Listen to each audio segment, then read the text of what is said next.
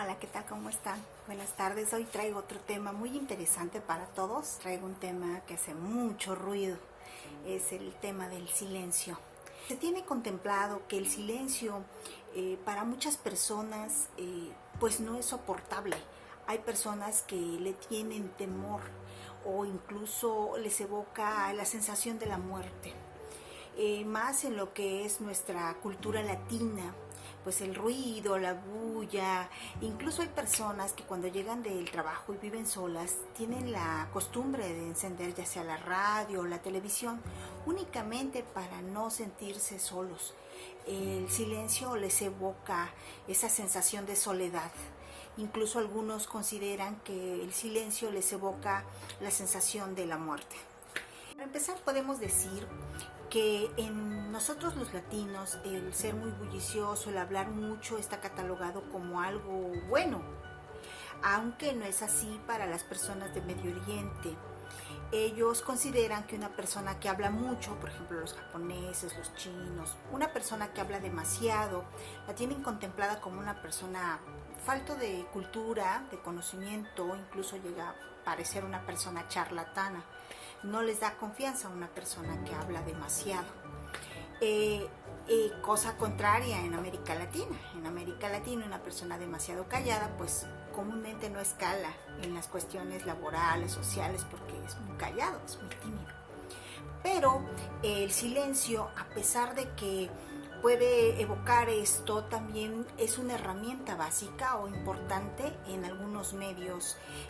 Fíjense que el silencio, en un discurso, por ejemplo, cuando hay una asamblea muy grande y queremos que las personas pues se queden calladas, lo que el interlocutor hace, o sea, la persona que va a dar la conferencia, se queda callada.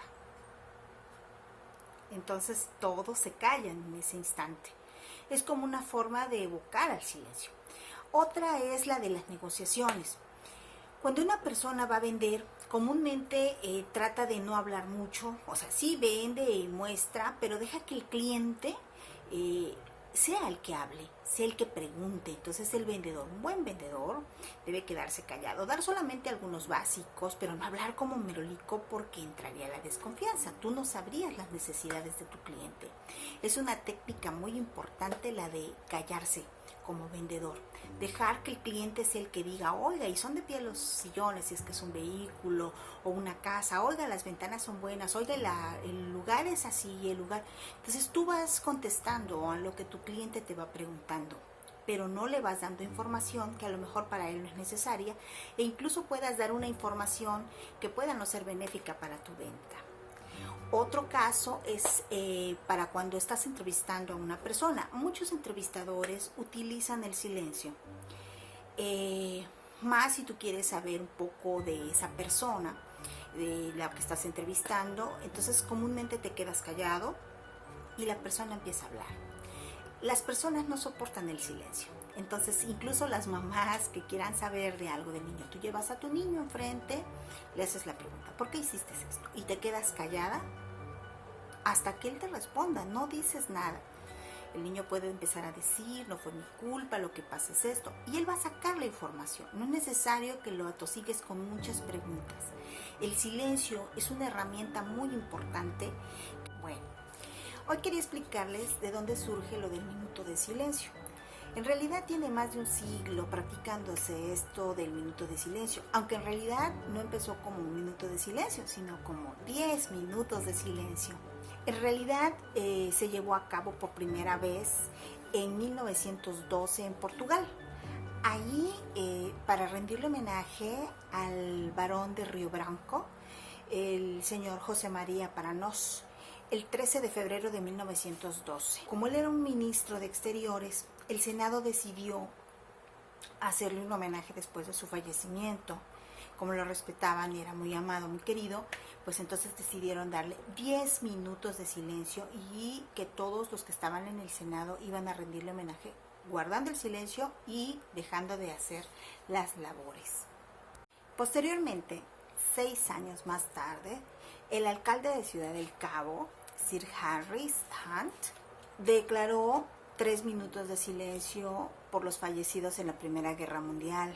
y aunado a esto, pues la muerte de su hijo. Por lo que el 13 de mayo de 1918, él designó 3 minutos de silencio por estos muertos. Aunque él más despuesito, pues sintió que era mucho 3 minutos de silencio y lo redujo a 2 minutos de silencio. Bueno, como les comentaba, independientemente de que pues en estas ciudades de Portugal y en la ciudad del Cabo se llevaron a cabo por primera vez los minutos de silencio, en donde se instauró como se declara de manera más oficial, fue en Londres, cuando fallece un periodista que después de haber sido periodista se va de soldado a la Primera Guerra Mundial y fallece. Entonces él se llamaba Edward George Honey, y mandan una carta al periódico Evening News, solicitando que se le conmemorara tanto por el fallecimiento de este periodista como por todas las víctimas de la Primera Guerra Mundial, se les hicieran 5 minutos de silencio como un homenaje allá en Londres. Esto le pareció una muy buena idea al rey Jorge V, por lo que él decretó que el 11 de noviembre fuera día oficial y que todos los 11 de noviembre se les rindiera no 5 minutos de silencio, sino 2 minutos de silencio con motivo de las víctimas de la Primera Guerra Mundial, como un recordatorio a los fallecidos en este hecho histórico. Aun cuando en la mayor parte del mundo se practica esto del minuto de silencio, resulta curioso que hay algunos países, son muy pocos, que realmente no lo practican. Esto nos lleva a una anécdota que sucedió hace muchos años en un partido en Australia, entre Australia y Arabia Saudita, donde los australianos pidieron 1 minuto de silencio por los fallecidos en un atentado terrorista en Londres. Y resulta que cuando estaban haciendo el minuto de silencio, pues los jugadores de Arabia Saudita seguían practicando, seguían moviéndose. Tal vez estaban en silencio, pero ellos seguían haciendo sus actividades de calentamiento, y esto les pareció una verdadera falta de respeto. Cuando se les preguntó por qué habían hecho esto, ellos la verdad se quedaron así como que, caramba, no sabíamos. O sea, ellos pensaban que era solo silencio ya, pero no entendían, porque dicen que ellos en su cultura pues realmente no la practican.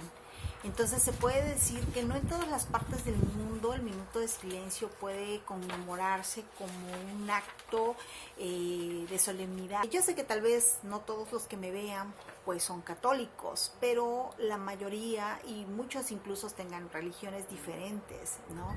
Pero yo tengo que hacer y abocar a que en México, por ejemplo, en San Luis Potosí, por ejemplo, se lleva a cabo una procesión que se llama precisamente la procesión del silencio.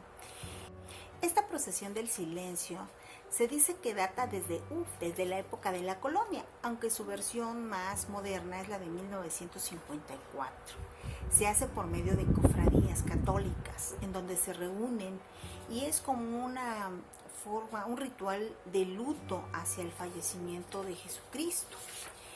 También se dice que estas cofradías es de carácter penitencial. ¿Qué quiere decir? Van haciendo penitencia las personas que van ahí, y por eso muchos van con el rostro cubierto con una capucha, y algunos incluso llevan cadenas atadas a los tobillos. Algunos, como les decía, van flagelándose o llevan cargando algunas, pues pueden ser cosas pesadas, maderos que llevan en la espalda, y que precisamente es penitencial. Entonces es penitencial. Se dice que la multitud invade las calles de San Luis Potosí en completo silencio y guardando luto por la pasión y la muerte de Cristo. Las cofradías salen de la Plaza del Carmen y la iluminación pública se hace tenue para que pueda brillar las velas que ellos llevan encendidas, y solamente una trompeta en ciertas calles rompe abruptamente el silencio, que es espectral. Se dice que la primer cofradía se llama La Dolorosa y la última cofradía que cierra se llama La Soledad. y su llegada al templo del Carmen al filo de la medianoche es el momento más esperado de la procesión, ya que marca la culminación de la misma. Así es que pues el silencio es un recurso que el ser humano en este mundo ha utilizado de muchas maneras para generar incluso no sé, introspección. También vamos a hablar ahorita de lo llamado el voto del silencio que muchos monjes pues utilizan. Alguien que practicaba mucho lo del voto del silencio, pero no en realidad de que estuvieran callados completamente o que se les prohibiera hablar, era San Benito, era un santo, que él decía que se hablara solamente lo necesario y que se evitara hablar mucho, porque él consideraba que el mucho hablar pues de alguna manera entra algo maléfico, ¿no? Pueda ser utilizado por el mal para generar confusión, falsedad.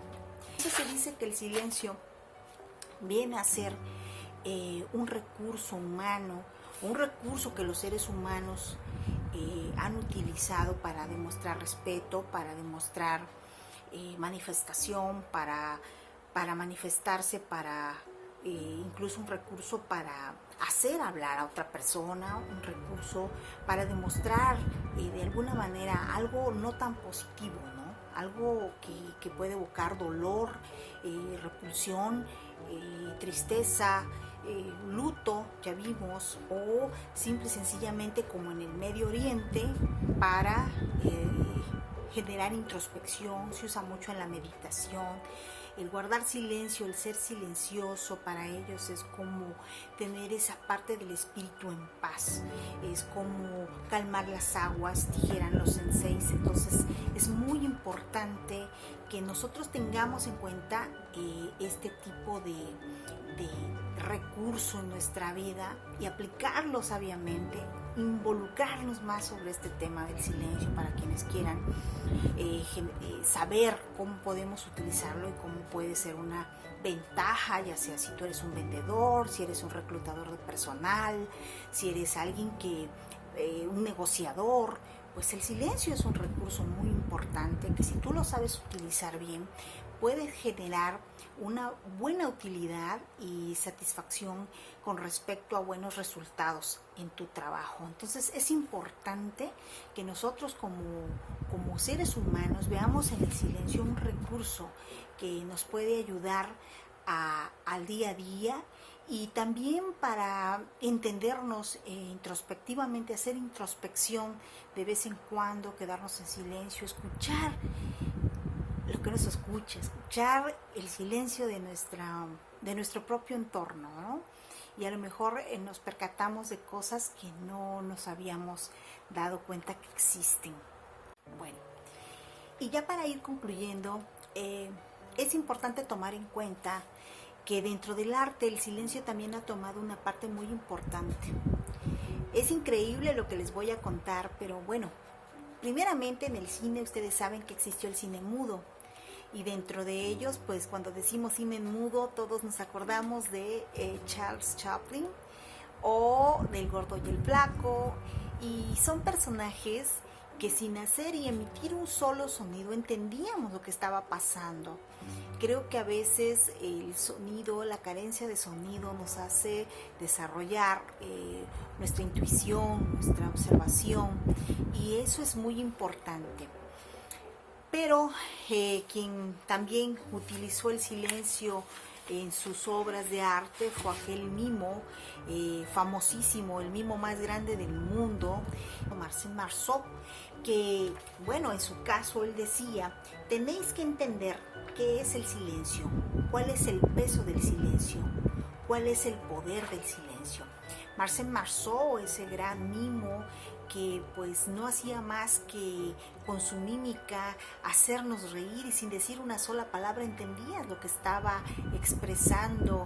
Incluso llegó a desarrollar algunos tipos de shows o de teatro completas que sin decir una sola palabra podría, a pesar de que eran a veces muy complejas, complejas, el ser humano, nosotros como seres humanos entendíamos lo que él estaba expresando, lo que él quería decir, por muy complejo que fuera. Pero la parte más importante y más curiosa que pudimos encontrar fue un concierto en silencio que hizo John Milton Cage Jr. John Milton Cage Jr. nace el 5 de septiembre de 1912 y fallece el 12 de agosto de 1992. Fue un compositor, instrumentista, filósofo, teórico musical, poeta, artista, pintor, aficionado a la micología y recolector de setas estadounidenses, pionero de la música aleatoria, de la música electrónica y del uso no estándar de instrumentos musicales. Cage fue una de las figuras principales de la avant-garde de la posguerra. Los críticos le han aplaudido como uno de los compositores estadounidenses más influyentes del siglo XX. Es conocido principalmente por su composición de 4/33. 3 movimientos que se interpretan sin tocar una sola nota, es que son los 4 minutos con 33 segundos que dura este concierto. Es increíble, para muchos fue una obra magistral, para unos fue una broma, decían, esto es una broma terrible, ¿cómo van a creer? Pues nos traigan a hacer esto, es una locura. Y pues bueno, es importante saber que en este mundo de donde yo estoy sacando tantas cosas, puedes encontrarte cosas sorprendentes, que el ser humano trata de practicar, que el ser humano trata de, pues, de que nosotros nos expresemos, gritando o calladamente, pero el ser humano siempre está en la búsqueda de la expresión, en la forma de comunicarnos de una u otra manera, de tristeza, de luto, de rabia, de ahora sí, vaya, muchas maneras de poder decir lo que estás sintiendo en ese momento. Y es increíble cómo el silencio puede ser una herramienta tan importante para el ser humano. Bueno, pues este es el tema de hoy, espero que les haya gustado, y si quieren pues algún tema en específico pueden ponérmelo y nosotros vamos a tratar de desarrollarlo, pero pues para el día de hoy esto es todo, y pues nos despedimos, tal vez no con un minuto de silencio, pero en lo que resta en la despedida de este video, pues por todos los fallecidos de COVID que desafortunadamente se están dando en nuestro mundo. Es terrible, es triste que esta pandemia pues se está llevando a mucha gente, y pues hoy queremos cerrar de esta manera, respetuosamente, haciéndolos un pequeño homenaje, guardando el silencio debido. Gracias.